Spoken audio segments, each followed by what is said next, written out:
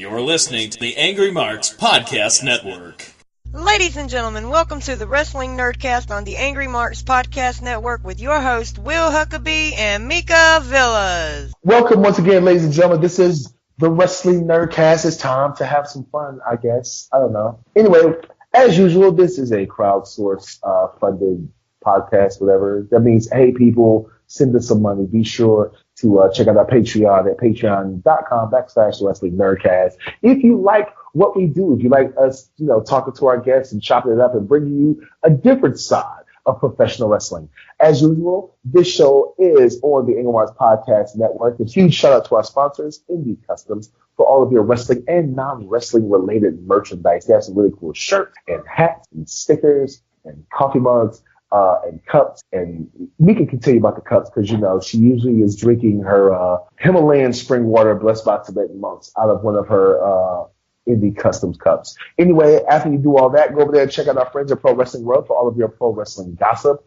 of who's doing what, when, where, why, and how.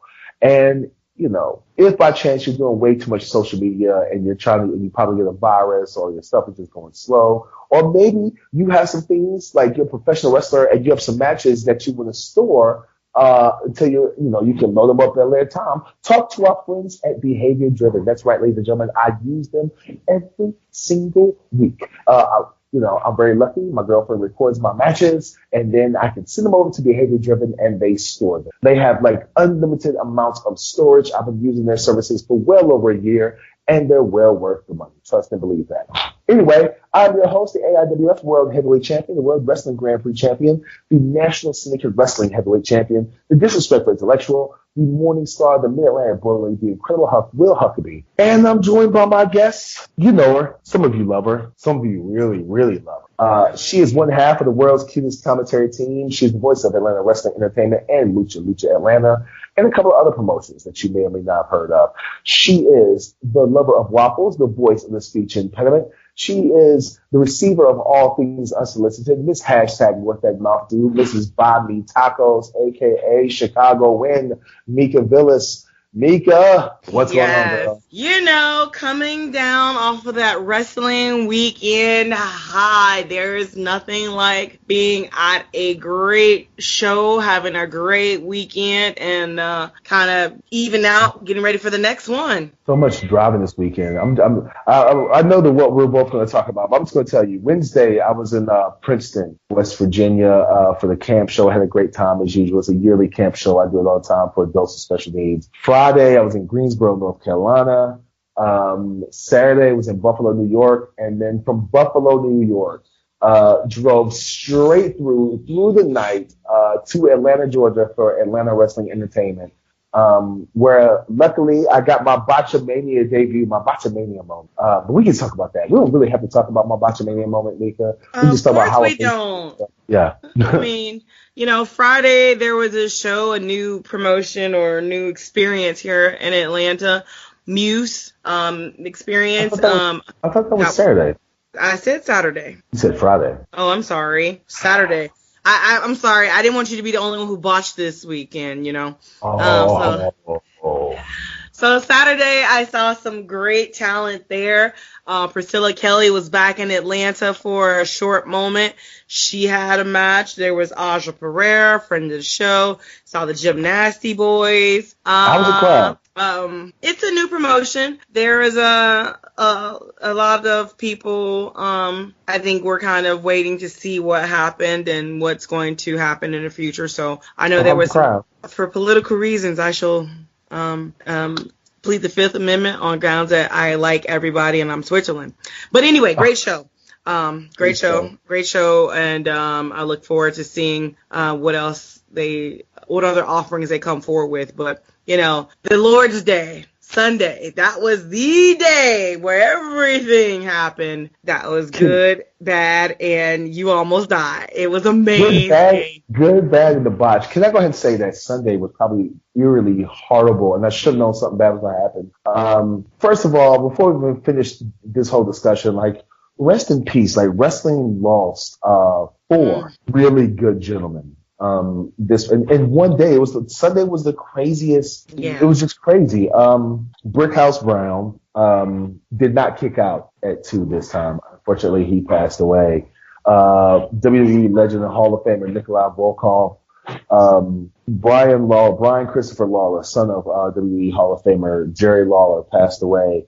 And then somebody, the fourth person is, unless you live in North Carolina, live in the Southeast or whatever, you really won't know this gentleman. But Trevor Lee's father, he passed away as well. It was Sunday morning was just bad. It was just like, this person died. It's like, Jesus. Yeah.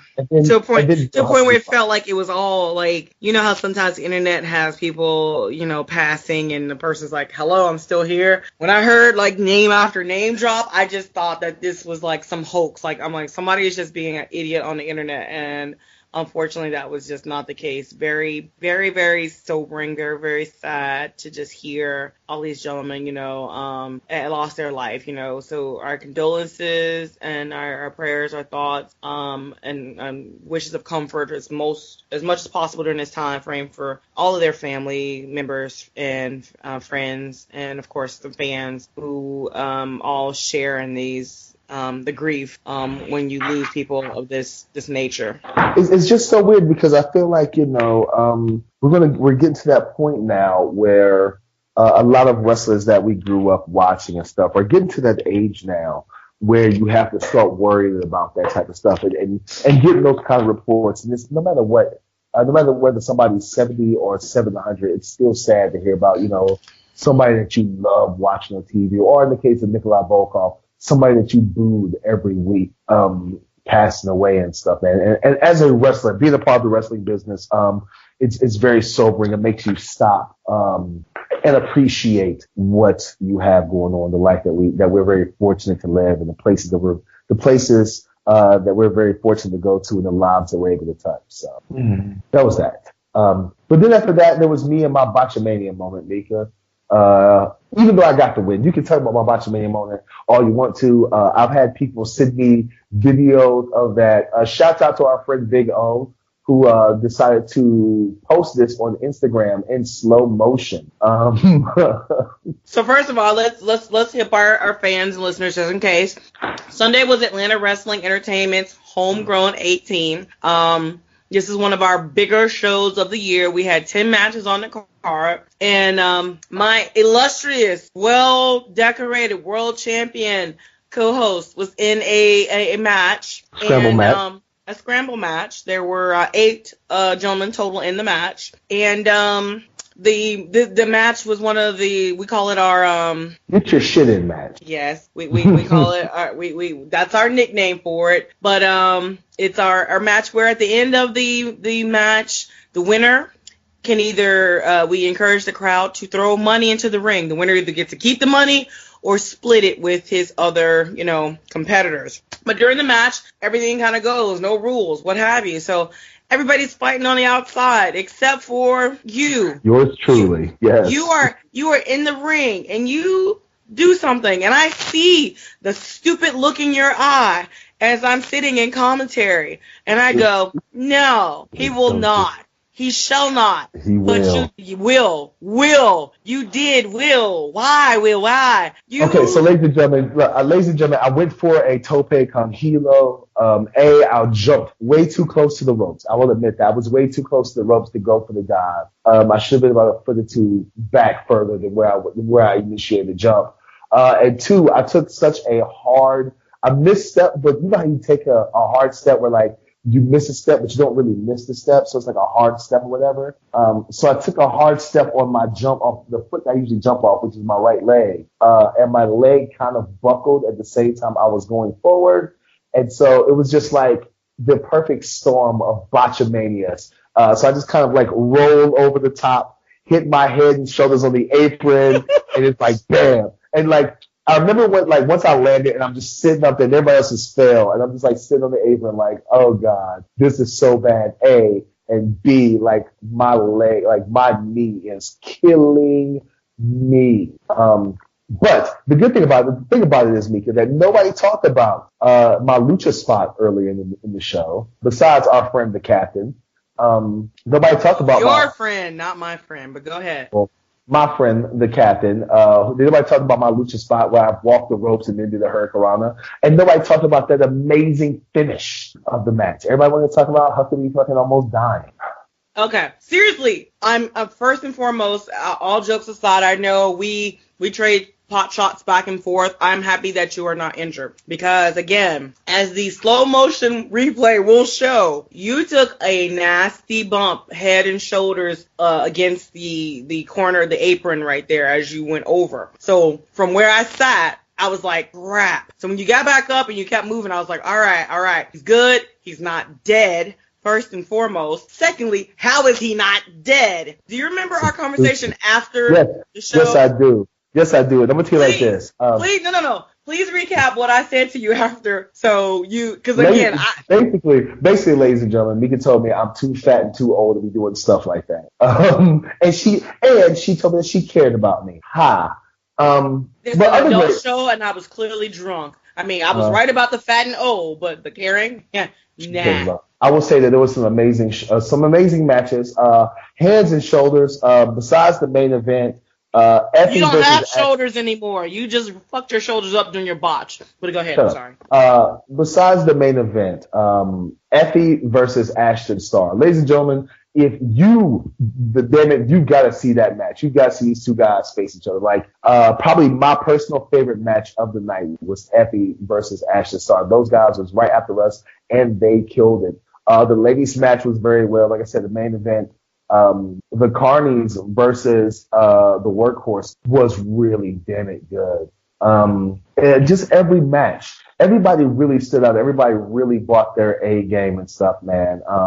Just really proud of everybody. What was your thoughts about this show as a whole, Mika? Oh, she speaks. Pretty much you took the words right out of my mouth. I posted after the show that next morning. So if you follow my Facebook, my social media, by all means go back to the morning of the 29th and read my post. Literally, I said how proud I was, how happy I was with the job that everybody did. I give you hell, but you stepped up. Everybody in the scramble match, every match on this card was good, was great. Everybody brought their A game.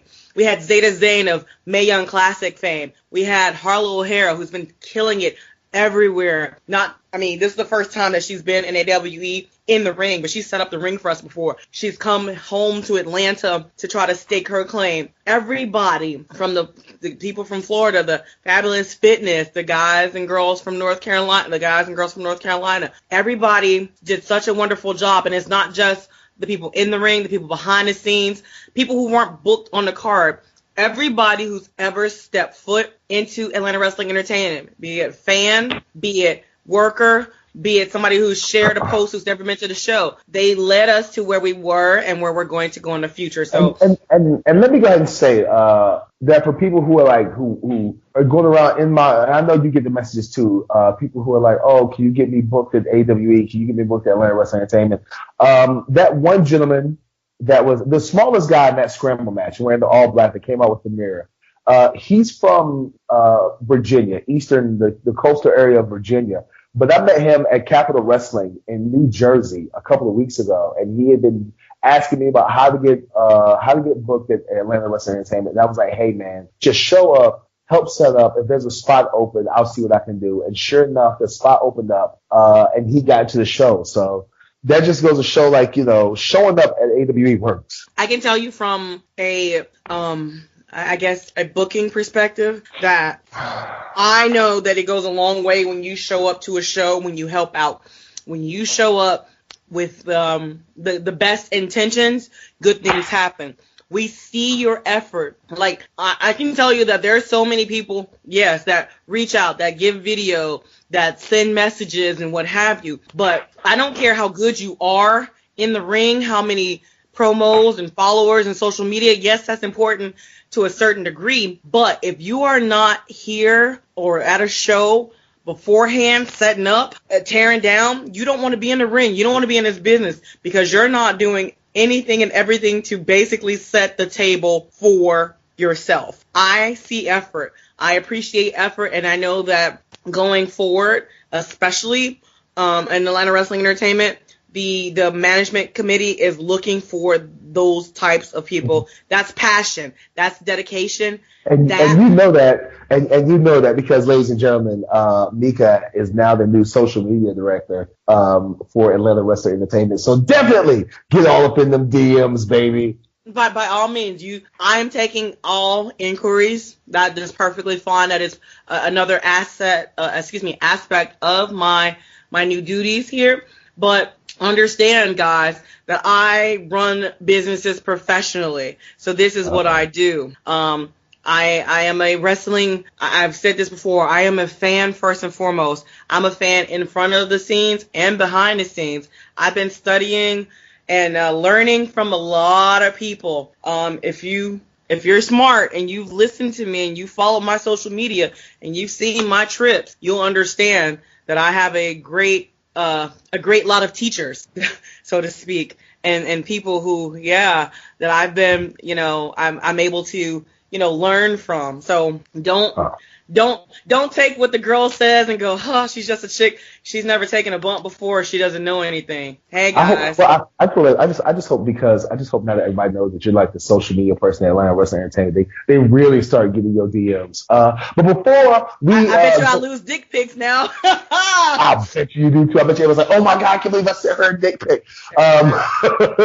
Ladies and gentlemen, if you sent Mika a dick pic, you probably won't get booked at AWE now.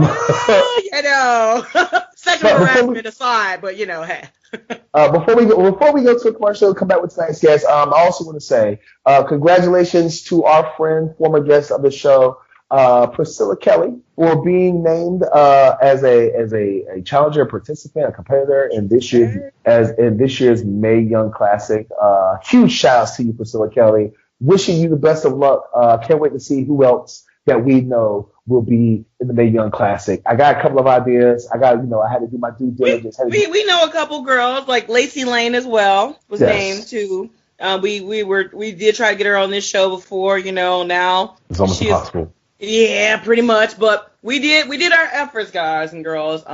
There's a couple more girls. Isla Dawn will definitely be a Mae Young competitor. These are girls who have been somewhere in and around Atlanta in our space, whether it be MLA, Mucha Lucha Atlanta, or Atlanta Wrestling Entertainment. Happy for all of them. If one of our girls, and I call them our girls because damn it they are, wins the Mae Young Classic, I will just be ecstatic, okay? I will buy everybody's subscription to the network. Not, just kidding. But I'm I'll be happy. Hey, CW, make sure we get that clip of her saying that. If one of the AWE ladies wins the Mae Young Classic, she's buying everybody subscriptions. Because I don't have one, and I probably don't need one. Anyway, we'll be right back with tonight's guest, ladies and gentlemen. Do you like what you hear? Do you like hearing me and Mika go back and forth between ourselves and talking to some amazing guests from around the world of pro wrestling? Well, then be sure to check out our Patreon at patreon.com/The Wrestling Nerdcast. Donate everything from $7 and up. And as your donations go up, so do the prize packages. Everything from a follow on social media to join our exclusive Wrestling Nerdcast Facebook group to being able to book your own podcast with a guest of your choice within reason, people. Because trust and believe, we're not getting Stone Cold or AJ Styles on this podcast. But once again, if you like us, please support us and spread the word. Thank you. Talk to you later. Ladies and gentlemen, on tonight's show, we're very fortunate to have this guest.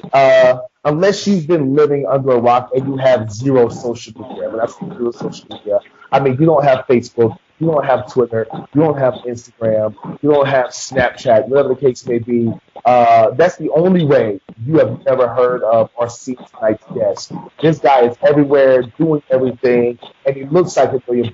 You can catch him at AIW, you can see him in Canada, you can see him in the Midwest, in the South, the Scenic City Invitational. He was at Atlanta Wrestling Entertainment and had one of the best performances of the night. This dude is hilarious, and he's 100% real. He's 100% authentic. Our homie, Rich Homie Juice, AJ Gray. What's going on, man? Gang, what's up? Not much, man. I know you're in the gym right now, getting your swole on and stuff, man. I'm just going to go ahead and get right into it, bro. What really got you interested in getting into the business? Boredom. To be honest, it was I got tired of playing college football because that shit was tiring as fuck.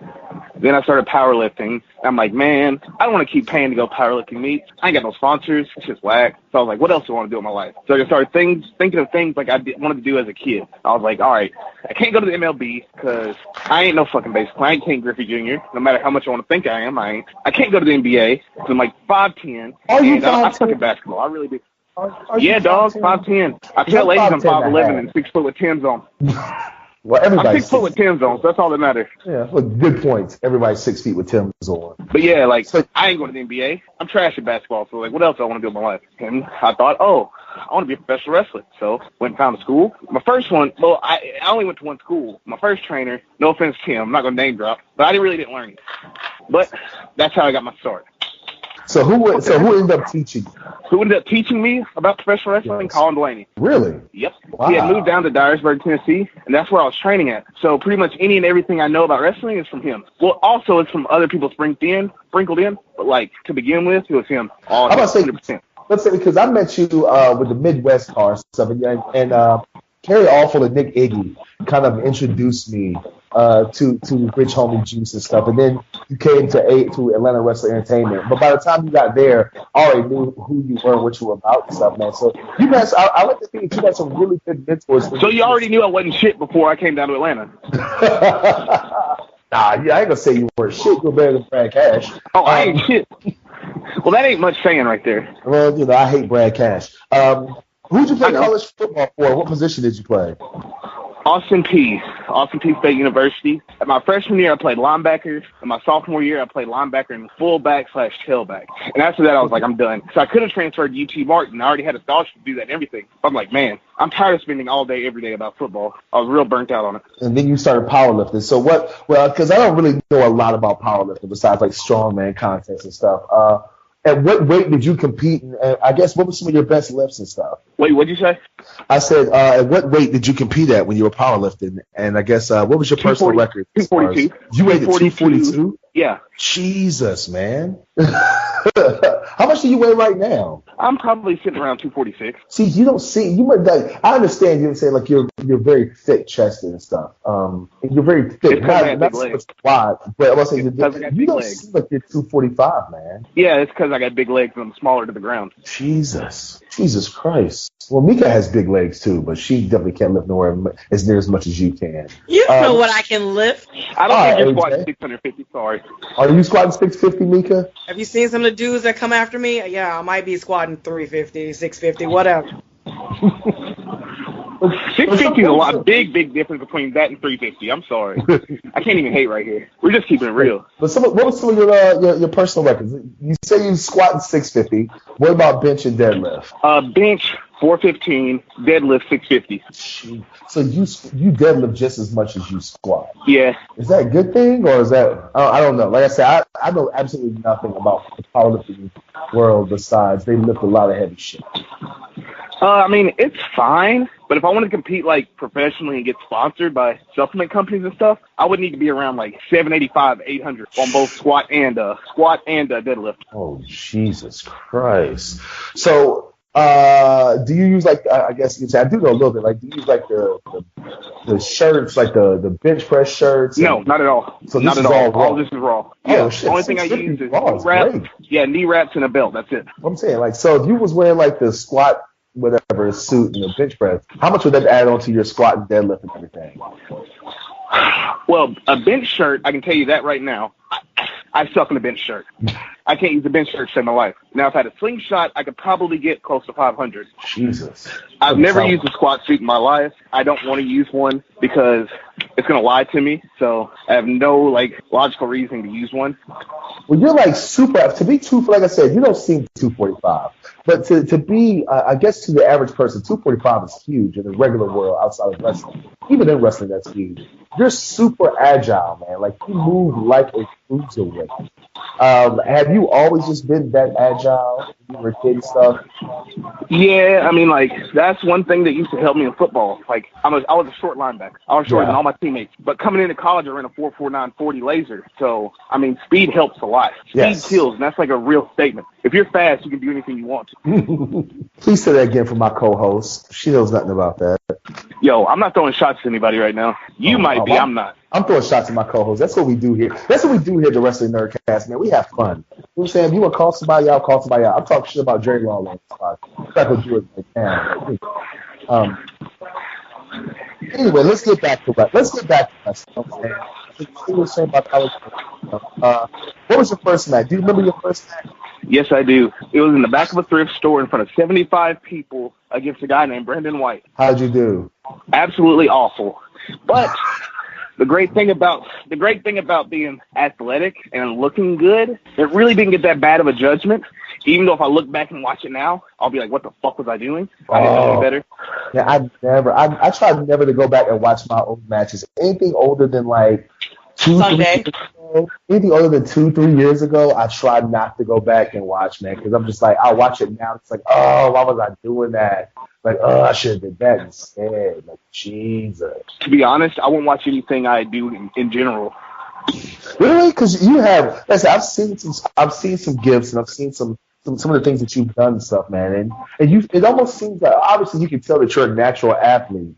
But in a sense, man, it seems like wrestling is your thing. Like you were born and destined to be a professional wrestler. You have the look, you have the athleticism, you have the mind state, the psychology to be a professional wrestler. I mean, I guess every time I look at myself, like I say, I'm fucking stupid. Why would I do that? Why do I move like that? Like whenever I watch myself, I like mentally compare it to like what I see at the highest level. That's where I want to be. I'm like, holy shit, I look fucking stupid compared to them. I ain't shit. Well, speaking of people who say stupid things, I'm going to pass it along to my co-host, Mika Villas. Mika, what do you have for tonight's guest? You can't hear me, Mika. I don't know if she has to unmute her mic. That's okay. I'll take shots at you later because, whatever. But anyway, AJ, let's go back to you. You said you got into wrestling kind of in a backwards, off-kilter way. But you watched wrestling as a child, I'll take it. Who were some of your favorites growing up? Vampiro, Sting, pretty much any junior heavyweight from 2000 in WCW. Okay, so your Monday night. And then, like, as I grew up, actually, I never really watched Monday Night Wrestling because my family had a very, very basic cable package. So all the wrestling I watched was on Thursday when SmackDown came on, or whenever I got on the internet, or if I ran across a wrestling VHS. It didn't matter like if it was like ECW, WCW, WWF, even XPW, Ring of Honor, shit like that. Like if I came across the VHS, I'd rent it or buy it. And Vampiro, Sting, and all those you said junior heavyweights. Okay. So you got into wrestling, you got into a school, and now you seem like you're your own worst critic or biggest critic. You're saying that you don't watch back your stuff or what have you, but you've been having some fantastic matches, and you're doing, I think a lot of people would say you're like definitely on the rise. How do you feel about hearing that and, thinking that you could do better out there or what have you?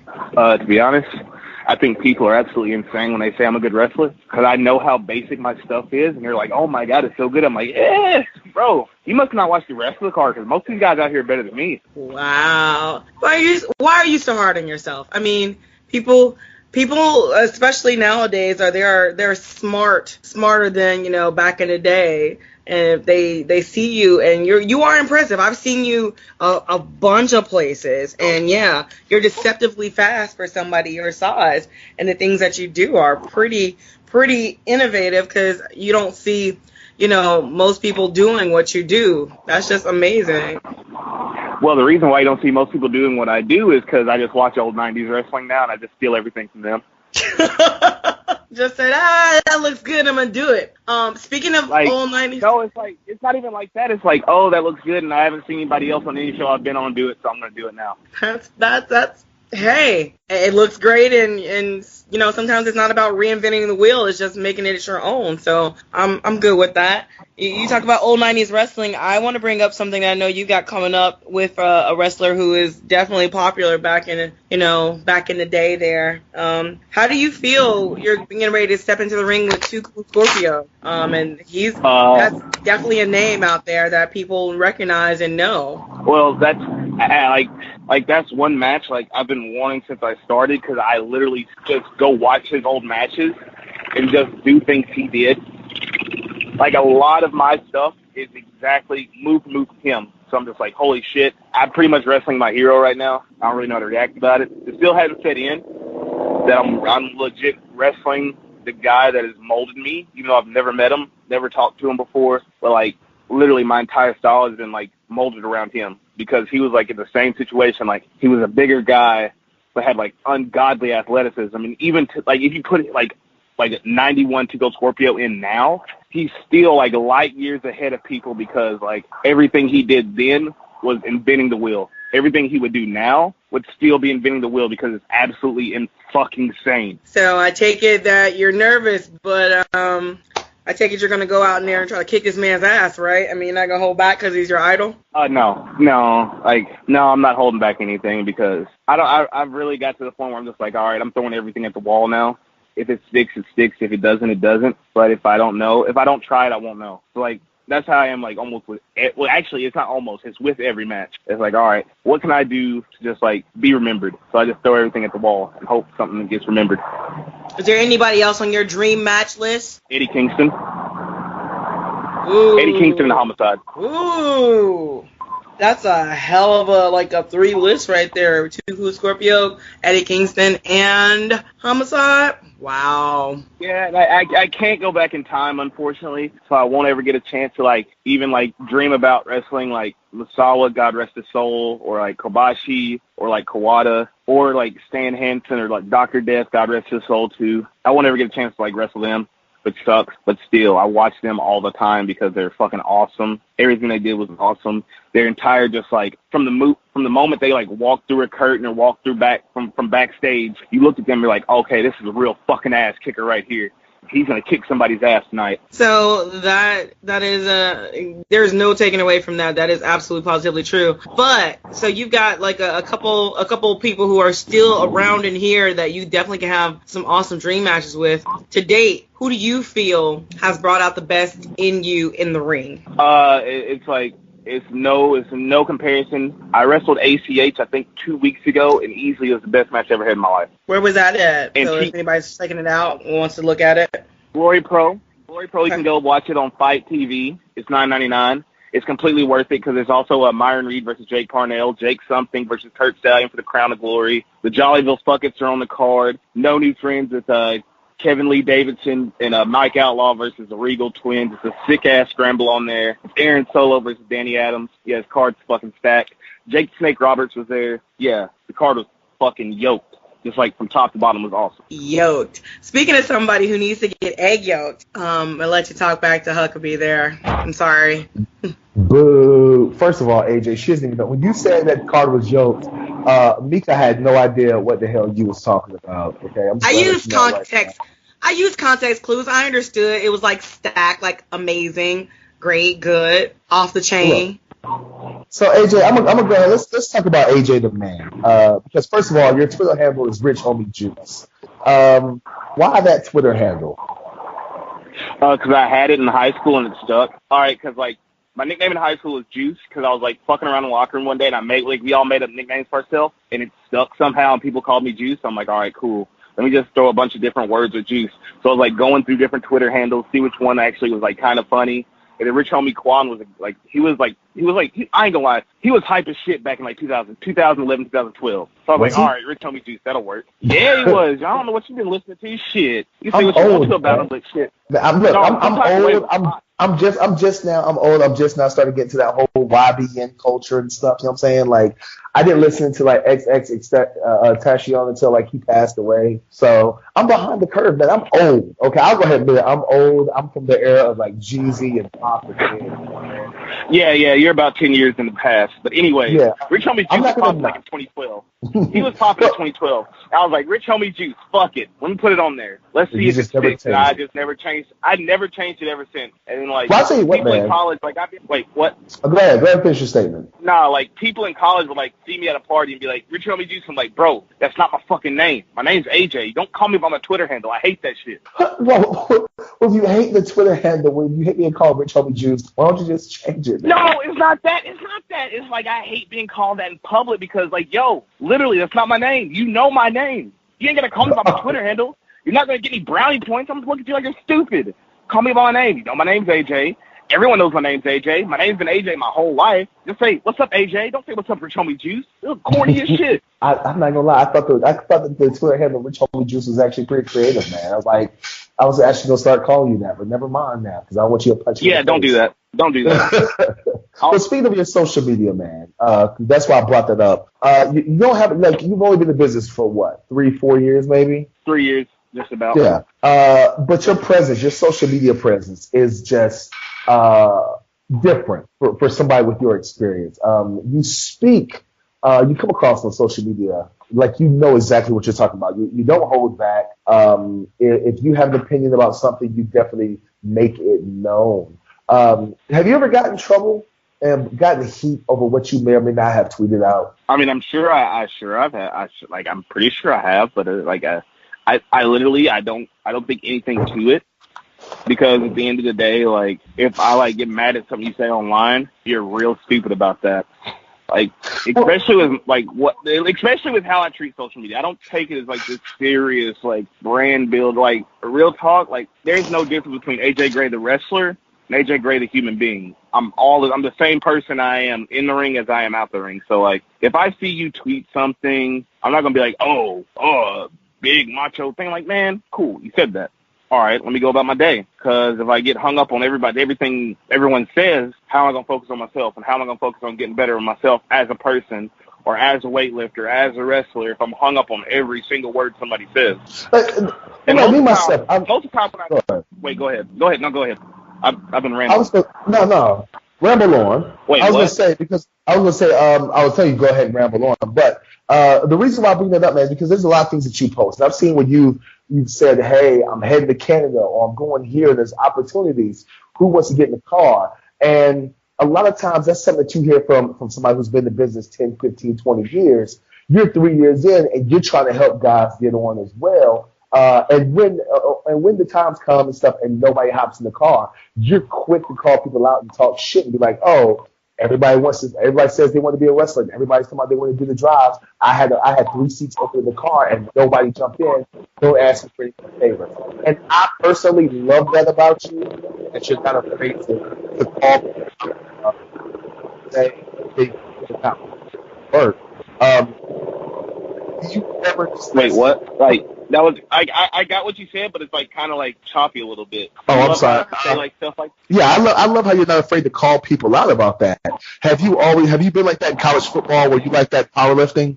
I was very, very, very, very, very vocal in football. That's kind of the reason why I still am the way I am, because just like wrestling has been an extension of myself and how I've been as a person, and like that's how I still am, I guess. I mean, I really shouldn't call people out. Like, sometimes I go overboard and I should shut the fuck up sometimes. But like, I'm 23, and I guess the only way I'm gonna learn is from like experiencing it. Yeah. So like, I get times where it's just like, all right, dude. I see a lot of people post on like how they're wanting it, and like, they don't apply themselves to want, like, show that they want it. Mm-hmm. Like, it's like I put myself in their shoes. When I was just like sitting back, not doing any, like, being honest, like not doing anything where like I wanted to be, and someone posted, hey, I got a chance to go here. I mean, I can try to get you on if you go with me. I would go 100%. Every time I would go, because like, I'm not doing anything better. If I'm just sitting around being stagnant, I'm not getting better. But if I go out and apply myself and attempt to show that I want it,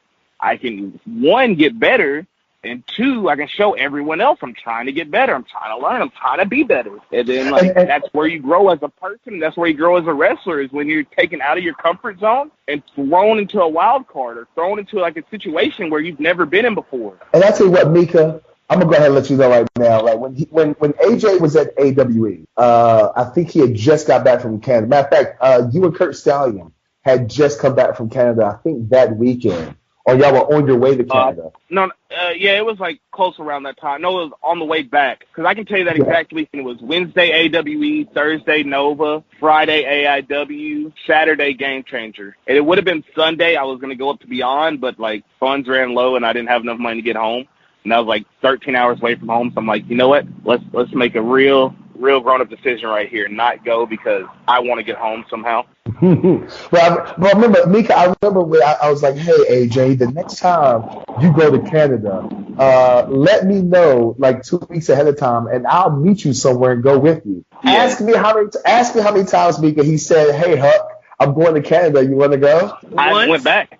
Oh. You sure you haven't? I'm about to say, I don't know, man. Like I said, every time I see you or I see a flyer or a picture with your name on it, it's so hard to keep up with you. Like I said, you're at AIW up in the Midwest. You're at Glory Pro. You know, you're at the Scenic City. I see you all over the place, man. New York, up in the Northeast. It's like it's really hard to figure out where you're going to be at on any given weekend, man. As far as the indies go, is there an area in professional wrestling inside America, inside the 48 continental America, that you haven't been yet that you really want to go? California, 100%. Any particular company? Because I'm thinking AJ Gray and Good Slam or PWG may get you signed. Signed is a stretch because I gotta learn to act right first. I gotta grow up as a person before I even think about being a contracted worker. I don't know, man. There's a lot of kids in WWE right now who's making way worse mistakes than you are, and they got contracts. I mean, yeah, but they also were hot on the indies when they got signed most of the part. Like people gave Leo Russia like a big bunch of slack, but you got to think about it. He blew up like from day one. Like, dude, he was killing it literally from when he stepped in a ring. He's only 3-4 years in. He's barely a little bit longer than me, but like he was on AAWs and PWGs and CZWs and everything like year 1-2-ish. Like, dude had been killing it since day one. So like all the mistakes he's making now, like if you want to call them that, it's just him taking like growing pains as a person, and he's taking his growing pains in stride because that's why he's on 205 Live now. Yeah, he's one of the top guys on 205 Live because he's taking his growing pains and continued to go as a person. I think it's more the fact that he's made his mistakes and he's not afraid to admit them, and he's taking his lumps like a man. Yeah, that's exactly what I'm trying to say. Now, let me ask you a question. Who's the person that calls you? Because I know every wrestler has that one guy that when you say something, it's like way out there. And it's like, who's that one guy that calls you? It's like, hey, AJ, that was a little too much. Take that down and or apologize. It's been Colin Laney and ACH. Really? Yep. They looked like it's been times I post them. They're like, hey, no, don't do that. And I don't get mad about it. Like that's where people get like the stupid ideas where they get mad about stuff like that. No, you shouldn't. If they're gonna tell you, hey, take that down, they're not trying to be negative towards you. They're trying to tell you the right way to do things. Exactly. Everybody needs that one big homie that's like, hey, bro, listen, we're friends. So as your friend, I'm gonna tell you right now, take that shit down. That's a bad look for you. Yeah, everybody. If someone does that to me, I respect them for that because they're looking out for me as a person, and I can only respect it. Like I don't look down upon stuff like that. Like a lot of people will, but I don't. Oh. Also, Stokely Hathaway has like been told me before, like, hey, that's not a good look. You shouldn't do that. And I'm like, all right, I appreciate you for doing that. Man, I've heard so many good things about Stokely, as not just as a wrestling manager, but as a person, as somebody behind the scenes in the locker room. I've heard nothing but good things about him. It's amazing that he's not, signed to like a bigger company. Oh, he's a really good person. He's just a good person. Now, speaking of somebody who's not a good person, I'm gonna hand it back to my co-host Mika Villas, the lover of waffles. Mika, what else do you have for our guest tonight? I so dislike you. let's move from I guess not controversy. I think it's good that you seem to recognize your youth, and you're like, yeah, I'm too immature for that or what have you. Where do you see yourself in a few years? Do you see maturity happening, or do you think you still got some time before you grow up, so to speak? Like, in a few years, I feel like I'll be like a completely different person almost. Like, I feel like I'll calm down a lot. Like, I feel like a lot of the wild shit I say and I do will stop because, like, eventually either one, I'll get tired of it, or two, I'll get tired of the consequences, and I'll just grow up as a person. And hopefully in a few years, I see myself making a whole lot of money. All right. That's fair. Do you ever look at, like, some of the stuff you did even like 2-3 years ago and be like, oh, I shouldn't have said that, or what the hell was I thinking at the time? You kick yourself at all for that, or you're just like, you know what, hey, I still feel I was right in that moment? No, I don't think about it at all, because, like, if I made the mistake, I made it, and I was probably thinking a different type of way when I did it. So I just look back at it and say, okay, I did it. Honestly, I don't look back at it. But if I think about it, I'm like, all right, I did that. I made my bed, so I gotta lay in it. I gotta keep going forward and put my best foot forward. Not think about all the hang-ups in life. Because if I think about all the hang-ups I've made in life, I'll be thinking all fucking day. All right, more than fair. What motivates you? What makes you get out of bed? What makes you keep pushing and doing what you're out here doing week in and week out? Because it's tough, it's hard, and coming from like a football athletic background, is this not one of the toughest things you've done physically, as far as wrestling is concerned? Okay, first thing, football camp. Summer football camp before your very first game is one of the worst things I've ever went through in my life. So, like, physically, I know 100% this shit won't bother me. And that's no offense to anything in wrestling. It's just, Jesus Christ, that shit sucks. Practicing 2 to 3 times a day with literally where you're tired, you don't have school. It's everything you do that during that day is football related, sucks. And then knowing that you have to wake up at 6 o'clock every morning to start practice or weightlifting, and then doing that all day between that, and then you got team dinner, and then you might have like an hour or two to like take a nap or relax, then get right back at it, then go to film, and then go eat again, and then go home. And now it's like 10 o'clock, and you have to be up at 6 again, and doing that for 3 weeks to a month straight. Fuck that. That shit's awful. It's awful. Oh my God, it's horrible. You sound like you're having really bad flashbacks. I'm sorry. I didn't mean to bring up PTSD. My gosh. I know. It's just I wouldn't do it again. There's no football. It's okay. No football is around, all right? I promise. Except for Huckabee's head. It looks like a football, so please feel free to spike it. Let's move on to maybe a more interesting subject, because you're out there right now. You're hitting the gym, or you're at the gym, powerlifting and all that. What is your diet consist of? What's your meals? What do they look like? Because somebody who might be listening to this might be like, man, me and this guy have a lot in common. I want to kind of follow his pattern. All right. So the thing about me compared to a lot of like weightlifters and even wrestlers or athletes, they eat on a strict regimented diet. I don't, because at the end of the day, I will drive myself absolutely insane on a diet. And I'd rather not go insane. I'd rather what I feel, what I want. If I have a taste for something, I go eat it. See, that's that bullshit. That's why I don't have abs. That's that why bullshit. I do not have abs. That's that. He on that Joe Black. You and Joe Black on that bullshit diet. I can't stand either one of y'all. I'm sorry. Hey, I mean, I don't want to eat chicken and rice every damn day. I'm sorry. I mean, I respect everyone who does. I respect everyone. I've tried diets before. Don't get me wrong. Like, I was on keto for like a month and a half, and I lost like 25 pounds. It was cool. But, like, man, that shit sucks. I did intermittent fasting. I've done the regular diets, man. I hate it. I don't want to do it, so I don't do it. And I guess I don't know if it's bad or good, but fuck, I just rather not. If I want a cheeseburger, I'm going to give me a cheeseburger, man. Fuck. That just totally messes me up, because I was going to ask you what's your cheat food, but let's just go. What is that absolutely, if somebody sees you eating it, I'm like, oh my God, that is the best thing ever, or somebody you'll fight over one particular, food or meal that you just, love? Well, it's a lot of food I love. I love pizza. I love a good burger, like a really, really, really good burger, like almost, it's not even like, fast food burgers are okay, but like if it's like a burger place, like a place that specializes in burgers, and they're known either in their like town or their area or their region or their state or their country in the country for burgers, I'll go try it. And if it's good, I'll love the shit out of it. Like, okay, I know I said I don't like fast food burgers, but like if you go to Texas and you put me in a Whataburger, I'll be in heaven. Like, Whataburger is a fucking jam. That shit's awesome. I was going to say, you got to drop a name of at least one place now so we can go get our burger fix or our food fix on. But Whataburger is a jam, okay? Whataburger's my shit, dog. Huckabee is upset because he looks like a walking Whataburger, so it's really kind of sad. No, I'm mad because he said Whataburger, and Whataburger is like one of the most expensive burger joints around. Like, but he didn't say anything about In-N-Out Burger. Not really. Those doubles, man. Personally, I've never had it. I've never had it. I've never been in an area that has it. So if I ever get a chance to go to Cali, I'll go get Texas. In-N-Out. But I've never had the chance to go out there to get it, so I can't say anything about In-N-Out right now. I'm only speaking of what I know. They have them in Texas.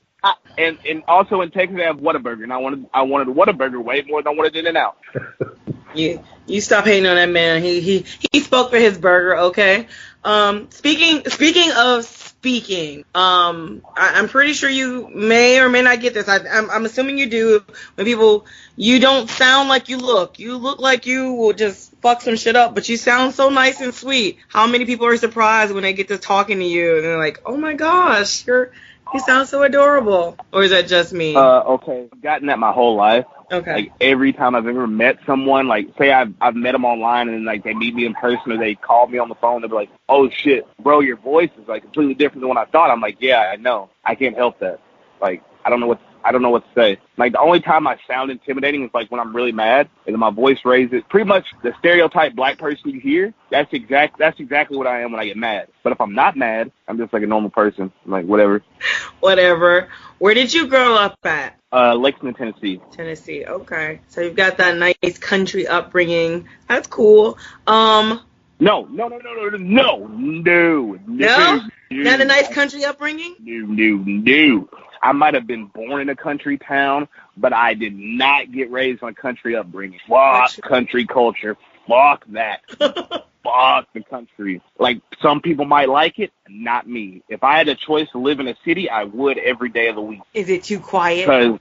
No, it's not as too quiet. It's the people are different. The people in general are different. Like, a lot of country people, they're closed-minded. They don't open their mind to, like, different things. They don't try different things. They don't want to be original. They want to be, like, what they see that's popular at the moment. Like, they'll see something on TV, or they'll just, like, think about, oh, I like being on a farm. Cool, that's what I'm going to be. Like, no, I don't want to do that. I want to figure out who I am as a person. I want to figure out, like, just, like, everything about me. I do things off my thoughts, not someone else's. Like, a lot of people around here do things off someone else's thoughts or what they see other people do. I do things off what I want to do, what I want to wear, what I want to listen to, what I want to eat. It's just like off my own thoughts, off my own like mental power is the way I end up molding myself. Okay, I can definitely respect that. There's my last question here is, it's kind of again one of these girly questions, but it also is kind of wrestling related. Your gear, your look, what are you going after? Is there anything that you want to portray? Because a lot of wrestling is visual, and for people who don't know you, the first thing they see is you and your gear. So what message are you trying to convey in your gear? I think you've gone through a couple different things that I've seen so far in the couple of years that I've seen you out here. That goes back to me just being me. Like, if I see something I like, gear-wise, I run with that. And then if I change my mind, I'll change my mind and run with that. But, like, people, like, especially, like, here recently, people have been talking about, oh, camo pants AJ is my favorite AJ.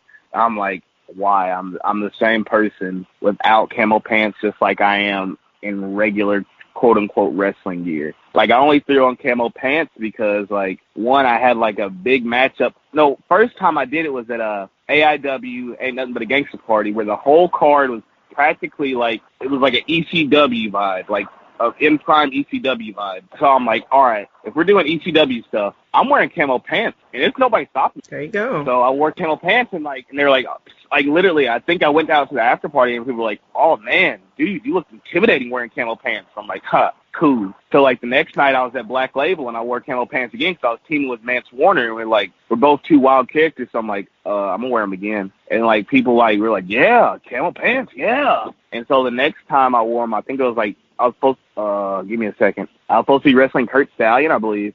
And then, like, he had gotten hurt. And because, like, our match was, like, really, like, hyped up and, like, it's like pretty much a fucking blood feud behind it because we both don't like each other. And, well, I was going to wear camo pants again just to, like, let people know I'm not playing these fucking games. Like, I'm not going out here to have a, like, armbar, lock-up, headlock match. I'm not here trying to fuck him up. That's why I wear my ski mask to the ring. Like, I don't ever want to have, like, the projection of, oh, he's going to go out there and be someone else. He's going to go out there and be wrestler number 5. Like, I want you to see me come out the curtain and think, oh, fuck. He's not here to have, like, a match. He's not here to be a 5-star classic guy. He's not here to be rated by Dave Meltzer. He's here to fuck somebody up. Now let me really pay attention because I think he's going to hurt this person. I kind of dig that. Speaking of people who hurt themselves, I'm going to let you talk to Huckabee. So we got I know our time with you is running very short. I'm very thankful for the time we had with you, AJ. I have 2 more questions before we wrap this up. Number one, you say you're from Tennessee and stuff. The Southeast, and especially I tell a lot of people, Tennessee and Georgia in particular, is having a great resurgence and stuff when it comes to professional wrestling. How proud are you to be a wrestler from Tennessee or be a part of the Tennessee wrestling scene? I don't really think about it because I wrestle so many different places in so many different areas and so many different scenes that are starting to get hot. I don't think about, oh, yeah, man, I'm really a part of a resurgence. I'm just thinking like, oh, let me go out and get a match so people feel like they got their money's worth. I don't, like, thinking of the entire scene just like, it's almost like too much of a big picture for me right now. I can only focus on one thing. That's the only thing I control, and that's like what I do. So I just worry about what I do and what I can control. I can't control a scene getting hot or a scene getting cold. I can only control what I do in the ring. That's the only thing I really pay attention to at the moment. All right. Well, last question before we wrap this up. Because, with the whole Rich Homie Juice Twitter handle and stuff, and just the fact of the way society is today, man, I look at guys like you and Kurt Stallion, Jake Parnell, Aria Blake, Aspen Rose, like, y'all are the new, I guess I hate to use the word freshman class, but the new freshman class of professional wrestling, which is why I consider anybody with 4 to 5 years and younger and stuff. If you could pick out your own freshman class of professional wrestling, and these are people have, like 4 years of under experience, who's some of the names that you would pick? That's actually really funny because if you go look at Joey Janela's Instagram and his Twitter, he put up a picture and it's of me, MJF, Matt, Wheeler, Utah. Well, Wheeler, Utah. I always say Utah. I don't know why. Him and Kyle the Beast. We all took a picture together, and he tagged it like freshman class 2018. And on the Twitter, it was like the Indies 2018, which I actually find really funny that you said that. But if I could pick 4 or 5 guys, okay, one has to be MJF because for him, as short as he's in wrestling, he's easily one of the hottest wrestlers going right now. He's complete package. He's in the ring, out of the ring, whether he's talking, whether he's at the merch. He's easily one of the most complete wrestlers right now, and he's only been doing it for like 3-4 years. Myron Reed's another one, just doing absolutely absurd stuff. He's been actually wrestled in every country in North America. Trey Miguel's another one. Actually, I don't know how long he's been working. I think he's been working longer than that. But I feel like he just gets lumped into that. Who else? Ace Romero's another one. For as short as he's been absolutely everywhere. Fuck. I'm not gonna say myself because I'm not a fucking dweeb. Even though I don't like him, Kurt Stallion, he's been absolutely fucking everywhere. Parnell, he's been wrestling for 5 years. When I think of like young guys who are just killing it and are consistently better every time you see them, the first 2 names that pop up are you and Kurt Stallion. You know what I'm saying? Like you guys may be the best feud amongst young guys. Younger talent. I'm not saying me. I'm not patting my own ass here. I will put you over. Fuck it. All right. You can do that. I'm not going to do that myself. Personally, I hate everything about the way I wrestle, but to each their own. Well, but yeah, man, it's a lot of young guys out now. O'Shea Edwards is finding his own. That's one that like really gets slept on because like he hadn't been given like a lot of opportunities. But every time I've seen him getting given an opportunity, he knocks it out the park. And it's some Florida guys. I don't know how to say his name because my reading comprehension isn't up to where it needs to be. But I think it's like Saviv Al-Sabah, I believe. Oh, yes, Saeed El-Sabah. Yes. I just call him Saeed. Yes. No, he is fucking dope. No, I don't care what nobody says. We just saw him at Fest versus F. Everywhere. Yeah. He is, what I'm going to call him is the truth. That's exactly what he is. He is the truth. Another dude from that area that hasn't really blown up, Snoop Strikes. He has a different name in MLW. I don't know it. I know him as Snoop Strikes. Right. He's the shit. Like, he is awesome. Fuck. It's just everywhere. It's a lot of young guys who are, like, trying to make that next leap. And you can see it. And, like, they're about to kill it. Like, once they get their biggest shot, they're going to knock it out the park. Definitely. Well, AJ, this is the time of the show. We ask you to go ahead and get your shit in. Also, no. If you got more questions, go ahead. I got time. today. No. We're gonna go ahead and wrap it up. We try not to go super, super long and stuff. But this is the part of the show we ask you to get your shit in. So you can go ahead and make sure all of our fans and listeners becomes fans and listeners of yours. So go ahead and give out all your social media handles, where people can follow you and stuff, and what shows you got coming up. All right, so shows I got coming up. Hold on, let me pull up my schedule because I don't think off the shit off the top of my head. But for sure, I know 100% I got, of course, Phoenix City this weekend, which is going to be like easily one of like the biggest wrestling weekends, if not in the country, for sure in the Southeast. It's easily one of the biggest shows in the Southeast. I got Southern Underground Pro, which also is going to be a huge show because a lot of the people from the Phoenix City crowd are going to come and watch that show because like Southern Underground Pro is like a completely different dynamic. It's like it's pretty much a fucking wild fest. You get everything you would expect in a wrestling show, but a lot of things you would expect in Fight Club. It's wild as shit. I got Action Wrestling coming up the 17th of August. I'm going to be in Proving Ground Pro October 6th in Petersburg, Illinois. I got Glory Pro coming up in October and November. And I got a Battle Club Pro and Innovate Pro up in New York coming up in October also. Well, damn, homie. Well, besides like your Twitter handle, which we've already plugged, I know like several times, which is @RichHomieJuice. What's your other social media, man?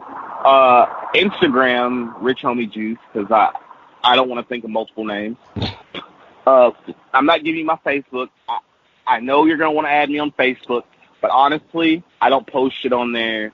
And really, if I don't know you, I probably won't accept your friend request. I hate to be that guy, but it just gets really crowded. Yeah, man, it gets real. Oh, yeah, I keep Facebook and Snapchat to myself. So Snapchat, you're not going to get. No. Nope. It's just Rich Homie Juice on Twitter, So it's Rich Homie Juice on Twitter, Rich Homie Juice on Instagram, correct? Yep. All right. Hey, if you listeners who want to book me for some reason and you want to use an email, my email is ajgray3@msn.com. I mean, you can just DM me on Twitter because I keep my DMs open because why not? I'm pretty sure there's a girl out there who's going to see me and think I'm cute. And so, hey, you can DM me if you think I'm cute. Hey, Mika knows all about keeping the DMs open. Yes, so. It's to my detriment. I keep my DMs open, yes. I'm too old. I'm lucky, AJ. I'm too old for people to try to hop in my DMs. So I got like Hey, there might be some women out there who might want that old man. They might want that maturity in their life. Thank you for putting it so nicely. Anyway, AJ, thanks for being a guest of the show, man. I'm pretty sure Mika is going to be at Phoenix City this weekend, so you'll probably see her. I have a couple other shows, but I will be in the area, so if I get a chance, I'll stop by. I'll actually stop by that cafe in Chattanooga and grab me one of those amazing omelets and a slice of. Well, actually, I'm not going to be at the cafe because Chattanooga is a big city, and I'm going to live my life. I'm not going to tell you what I'm doing because I don't really want you to come up and talk to me about wrestling. So I like to unplug after shows, but I'm going to be out and about. I'm not telling you what I'm going to do because that doesn't need to be known. But I may need to slide in your DMs. You're going to have more fun than me. Oh, never mind. Sorry. I said that out loud. I love the cafe. Hey, the cafe. You should go. Go to the cafe, please. I'm a fat kid, so I'm going where the food is. But yeah, AJ, thanks for being the guest of the show, man.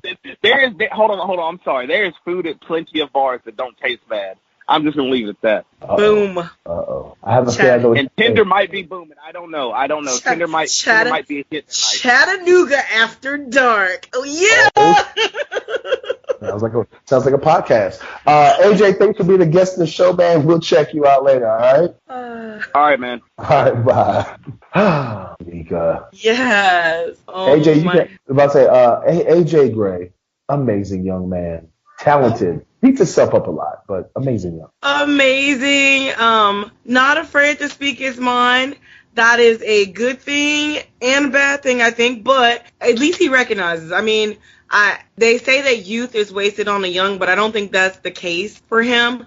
He gets it. He understands himself. What? Look at you being so philosophical. I know. It's the coffee I drank. It's making me all, think very deeply. But he gets it. He understands.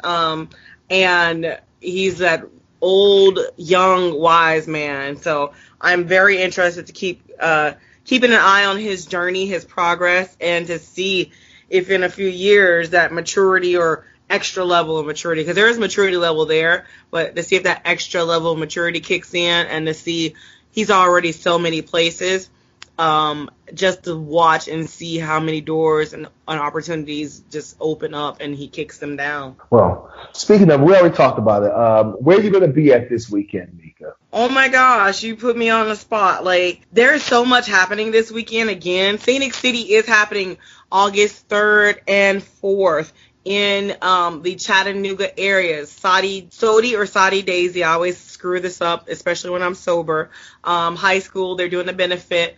If you want tickets, you can call, DM, tweet, Skyline Right, Dylan Hales, or even Papa Hales. The benefits going to the high school there. That is the 3rd and 4th. There's also a UIW show, Universal Independent Wrestling here in the Georgia area in Buchanan, Georgia, on that Saturday, the 4th.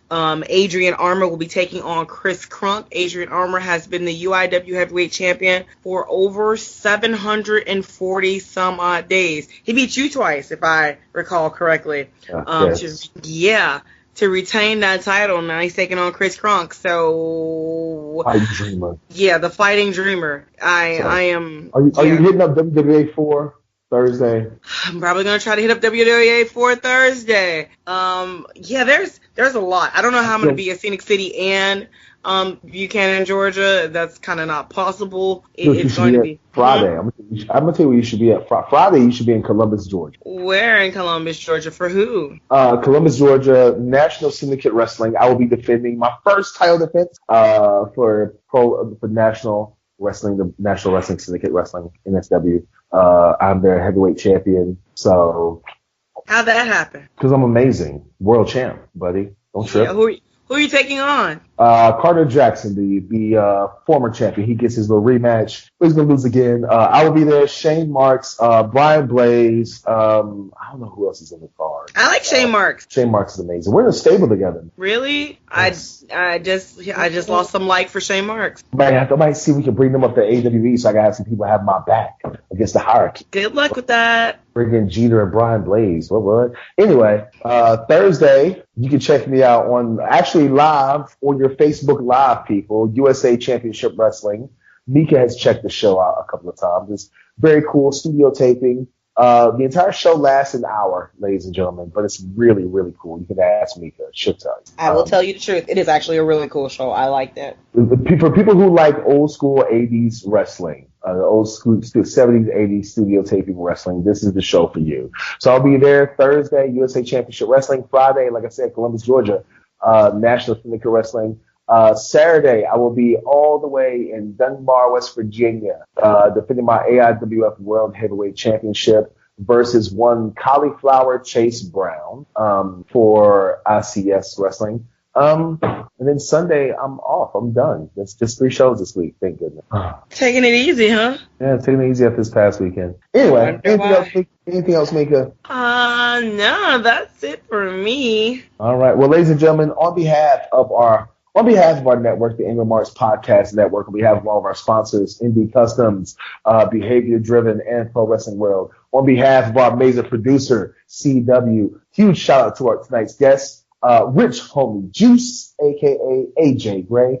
On behalf of my co-host, the lover of waffles, the voice of speech impediment, the Aphrodite of affection, one half of the world's cutest commentary team, Ms. Hashtag What That Mouth Do, the receiver of all things unsolicited, Chicago Wind. Am I forgetting anything? I don't think so. Oh, Miss Bobby Tacos. Yes. Mika Villas. I am your AIWF World Heavyweight Champion, your World Wrestling Grand Prix Champion, the National Syndicate Pro Wrestling Heavyweight Champion, the Disrespectful Intellectual, the Southern Gentleman, the Morning Star, the Mid-Atlantic Bully. Some people call me Haku. The Incredible Huck. I'll tell you that story one day. The Incredible Huck, Will Huckabee, saying peace out and support indie wrestling. Bye.